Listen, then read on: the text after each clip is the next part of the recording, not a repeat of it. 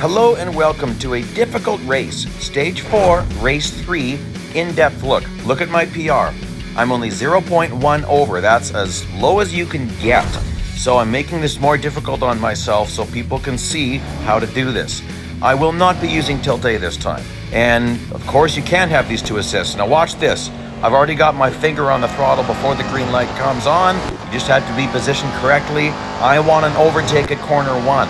So I'm going to do a little bit of a late braking here. Going to feather the brakes a bit, get under the Porsche, and set up a pit maneuver.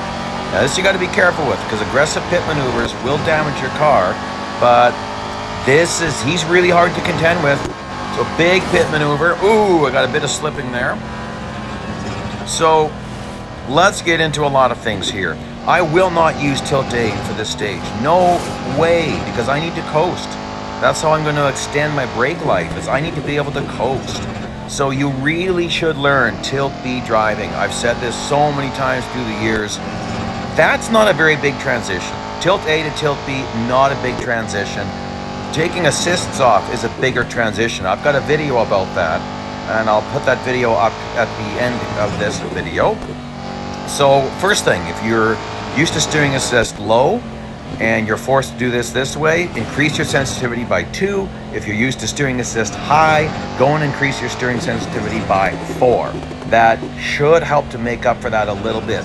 Now I've got a theory, and that is that perhaps the higher your steering sensitivity is, the more this broken steering is affecting you. I am barely noticing any effect of the broken steering. It's just not really a problem for me. The biggest problem I'm having is these brakes. They're just horrible as it is, and then they get degraded. So one interesting thing about the Porsche, he's horrible at the top of the mountain.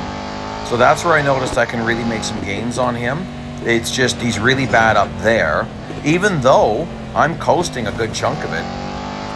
And then optimizing my braking points. Okay, so if you're used to brake assist, gosh, I don't know what to tell you. I can totally relate. My first 18 months playing this game, I was Tilt A, brake assist high, low, steering sensitivity high. So I do know what it's like.